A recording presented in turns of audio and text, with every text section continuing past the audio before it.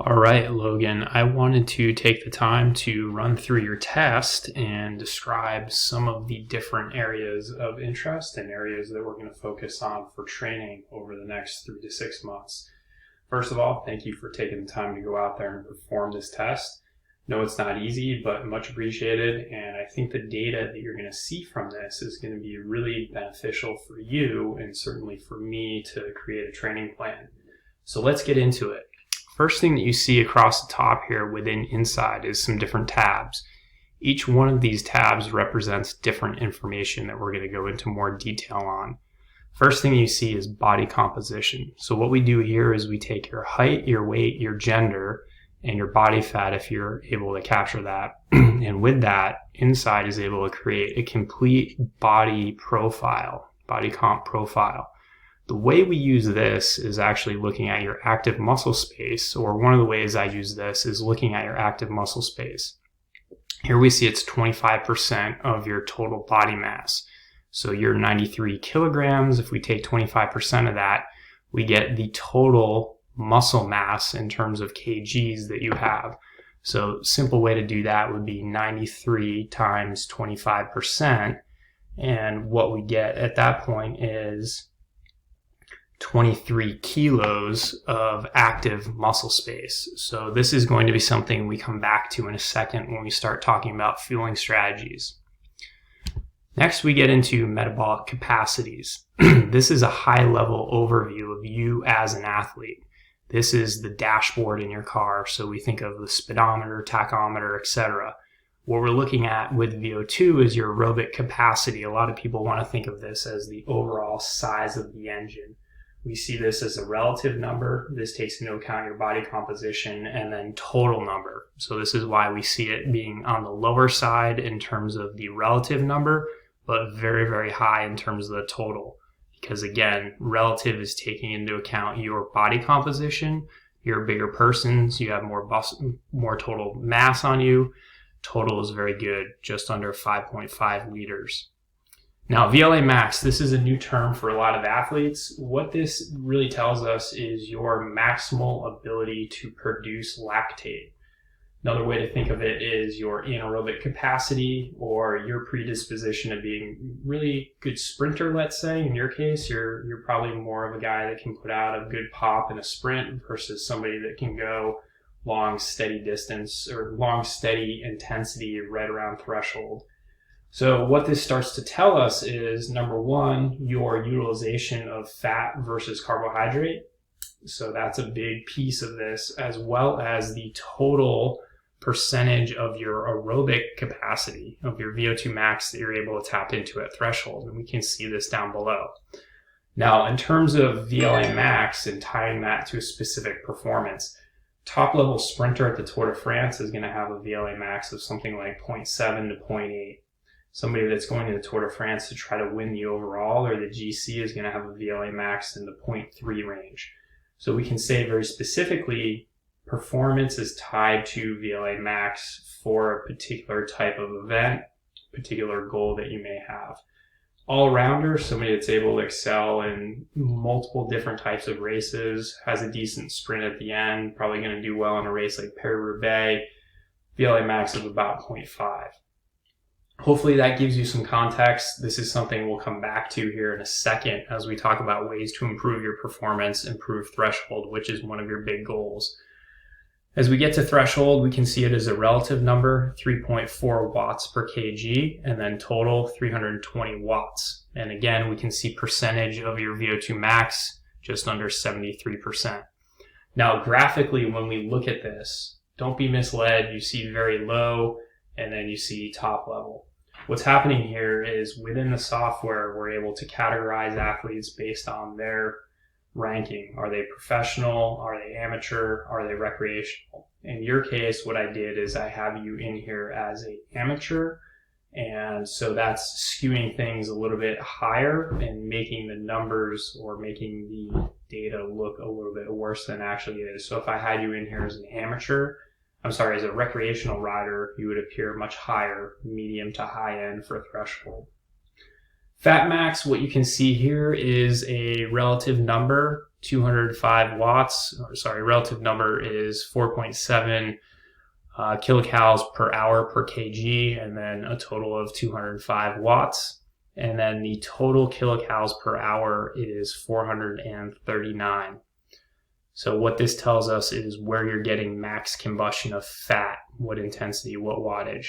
And then carb max, this is just the way of saying if you're riding at a steady state, if you go out and you ride, say for 24 hours, you want to do a 24-hour event or race across America.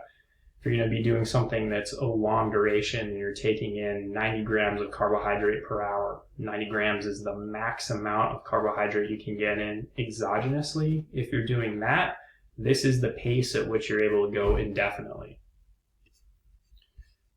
Next tab. This is the load characteristics. So what this tells us is what is happening physiologically when you go out there and you push on the pedals. To tee this up, each one of these graphs has wattage or power and then the variables along the bottom. So what we can do, and I'll highlight this, when I go to any wattage, let's say 500 watts, I can see down below your oxygen uptake and what your demand is. Everything in white is aerobic metabolism. Everything in this purpley blue is anaerobically derived. So at that 500 watts, we can see that 51 milliliters out of a total demand of 67 is coming aerobically. So roughly 80% of that energy comes from your aerobic metabolism, 20% coming anaerobically. So now we can start to answer the question of where is the power coming from? What's actually happening? What is the delta between what you can capture, what you can generate aerobically and anaerobically? Now to take this one step further, what we can also see is what's happening in terms of lactate production and combustion. This graph here, what we're seeing is the bottom of this V shape is your anaerobic or lactate threshold. Okay, so this by definition is the steady state between you producing and combusting lactate. Everything that happens to the right is production of lactate. You're producing lactate depending upon the intensity at greater rates. So let's dive into that. Let me highlight again down below what our lactate accumulation looks like. Excuse me. So now I go to something like 400 watts and I see at 400 watts your accumulation rate is 1.43 millimoles per liter per minute. So if you do this for 3 minutes, we would multiply 3 times 1.43, and that gives us a total accumulation of roughly 4.5, just under 4.5. So we can start to use this to understand proper work to rest ratios. And every type of workout that we're going to prescribe is going to be a little bit different. If we're doing VO2 max intervals, you're going to want to get about 75% of maximal recovery to get maximal adaptations to that training stimulus. So if we're doing VO2 max work, we can either say, what is your VO2 max? Because we have that information. And we can see that here, VO2 max for you is 462 watts. That's where you hit peak oxygen uptake. Now, if we go to something like 462 watts here, we can see that you produce 3.2 millimoles of lactate per minute. If you do that for a duration of 3 minutes, 3 times 3.2 gives us 9 millimoles. Now, if we think back to, okay, 75% of maximal recovery is required for peak adaptation. Now I go to the other side. The other side is my lack of pyruvate or my lactate combustion. This is the clearance of lactate. This is how quickly you are recovering. So what I can see here is not all recovery is created equal. That's number one. Number two is I can see what my peak recovery looks like. So here at 210, 212 watts, you're getting 0.5 millimoles of combustion per minute. That's assuming you're riding at 200 watts, you're getting peak recovery. So you do that 3 minutes at 3+ millimoles of lactate production. and you get to 9 millimoles in that 3 minutes. 75% recovery would represent something like, let's say, 2.5. We multiply that, and that gives us a total of roughly 6.5 millimoles of lactate we need to combust. So if we say 6.5 millimoles and we're only combusting 0.5 per minute at peak output or peak combustion, that gives us 13 minutes that we need to recover.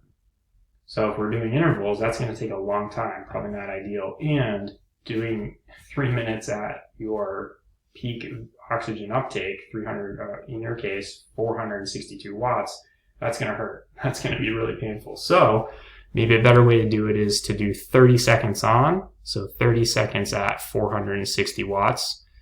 And if we look at that, that's instead of 3.2 millimoles per minute, it's only going to be something like 1.6 millimoles. And then we come over here and we contrast that with 210. So we now do 30 seconds on and 30 seconds off. And we do that for a total of 4 minutes. And we think about each minute we're doing this, we accumulate 1.6 and then we combust 0.5. So that's a net of 1.1 millimoles. And we do that for a total of 4 minutes. That's 4.4 millimoles of lactate per interval session, per interval of this total session that may have 4 or 5. So now we can think about work to rest. We do 4 minutes on, 4 minutes off. Makes it pretty easy doing those 30-30s. That's one way to do it.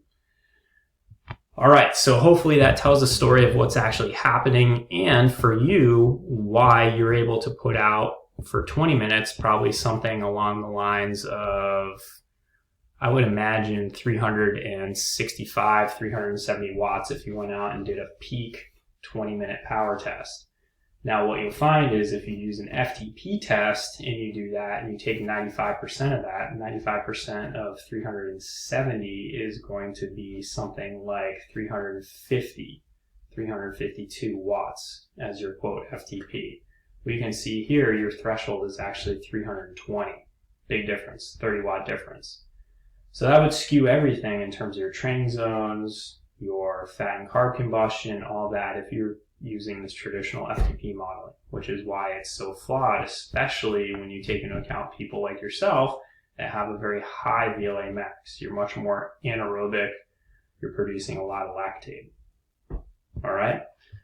Now from here, we go down to fat and carb combustion, substrate utilization. And what I can do is zoom in a little bit, and we can see here this red line represents carbohydrate combustion.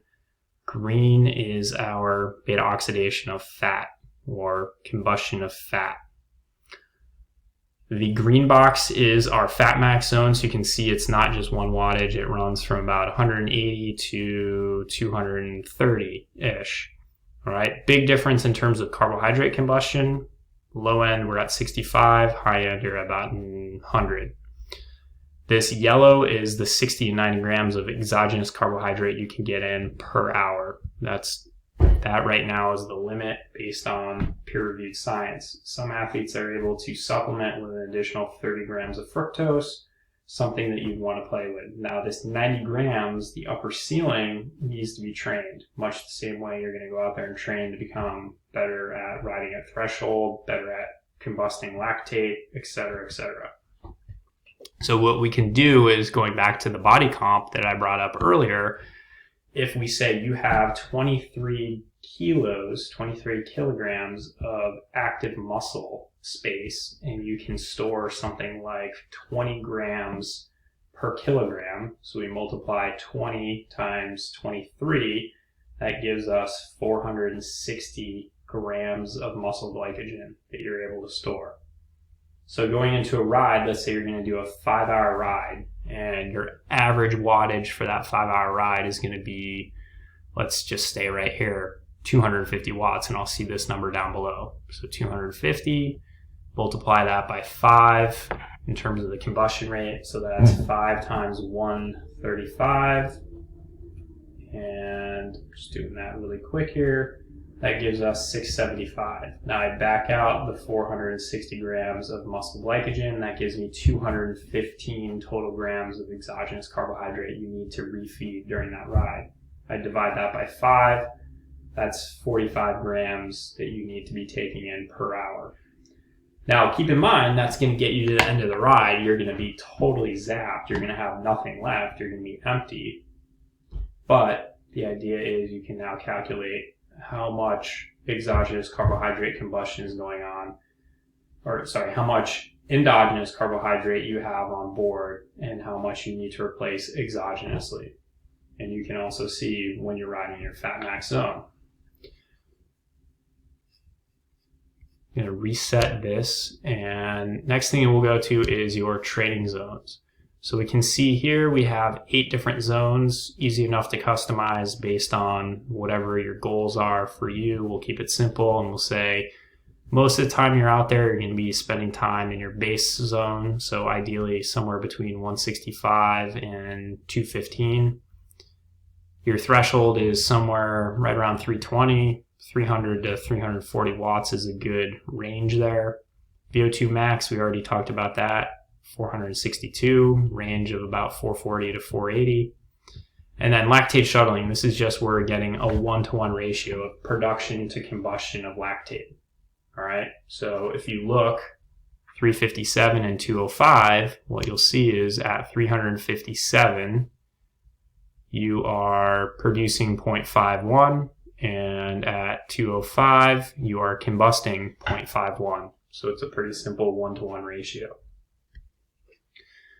Now, how do we apply this? What's this all mean? Well, your goal is to be a better climber, to have a higher threshold. So as a coach, you would think of, all right, what are the dials? We talked about this car analogy. We have speedometer, tachometer, fuel gauge, etc. Well, in your case, we want to reach for the lever that's going to give us the most bang for the training buck. So for you, you have a very high VLamax. And going back to what this means, it means you're very reliant on carbohydrate. You're not as efficient using fat as a fuel source. And because it's so high, you can't tap into as much of your total aerobic capacity, total VO2 max at threshold. So what we want to do is dial that down. So let me go to a scenario where we can actually show you what this looks like. So I created a scenario where we reduced your VLamax from 0.7 to 0.5. And the way we do this is creating a virtual test. It's really simple. We can change any variable. And what I'll do is go ahead and now overlay these on top of one another. So we can see here in our lactate production and combustion graph that your threshold, remember this is the bottom of the V, was 320 watts. Now you're at 350. So boom, you wanted to improve threshold. There we go. We got you 30 watts. That's only part of the story. We got to do the hard work now. How do we do that? Before we talk about how do we do that, let's look at substrate utilization. So we had this scenario, 250 watts. Now we're at 100 grams. Previously, you're at 130. So we know that fueling for that 5-hour ride at a combustion rate of 130 was no problem. You needed 43 grams of exogenous carbohydrate per hour. That's something like 1 Cliff Bar. It's well below the 90 grams per hour that we know is the ceiling. So now what can we do? We can now increase our intensity. So instead of riding at 250 watts, we can go up to something like 275 watts. Same combustion rate, same perceived effort. Pretty cool game. All right, now let's talk about the mechanics behind making this change, behind the adaptation. Number one is we got to think about what are we trying to do?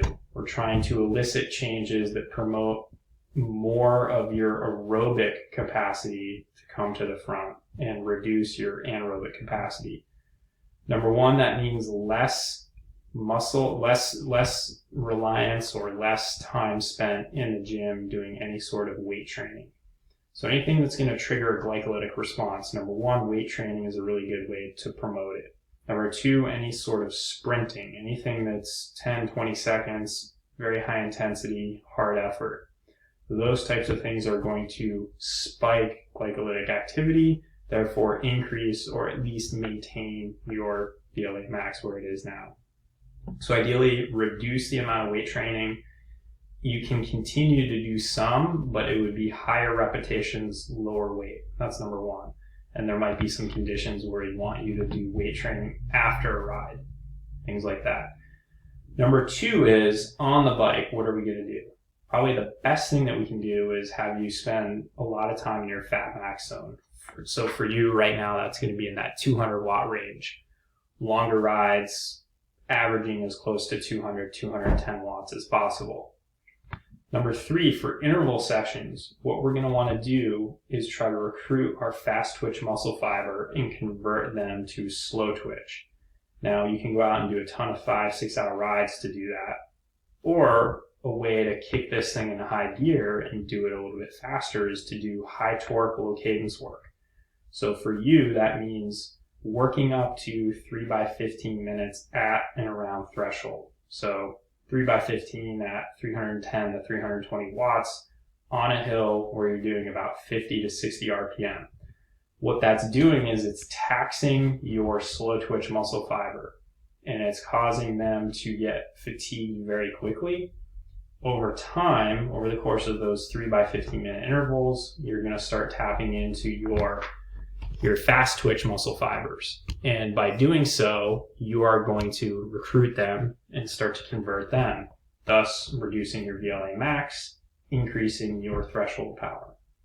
All right, so you've got 3 or 4 key components. Let's run through them again. Number 1, reduce weight training or maintain it, but increase the repetitions, decrease the weight. Number 2, more time spent in our fat max zone. Number 3, reduce short, high-intensity efforts that are going to trigger a glycolytic response. Number 4, threshold intervals, but they're high torque, low cadence. All right, and we start out with something like 2 by 6 minutes, 2 by 8 minutes at threshold, doing that in week 1. Then week 2, we might work up to 2 different days where you do something like 2 by 10 minutes, maybe 2 by 12 minutes the second time. Week 3, we go by maybe to something like 3 by 8 minutes, 3 by 10 minutes. And we periodize this. We think about how long are we going to be doing this? What does a work week look like? What does a rest week look like? What is your total time to train? Bring all that together, create a training plan. Pretty easy. Now, the last thing that you might do is do a fasted ride 1 day a week. This is not a training ride per se. It's just going out there doing a nice spin, 180 watts, just to train your body to use fat as a fuel source after you've gone to bed, woken up in the morning, hopped on the bike.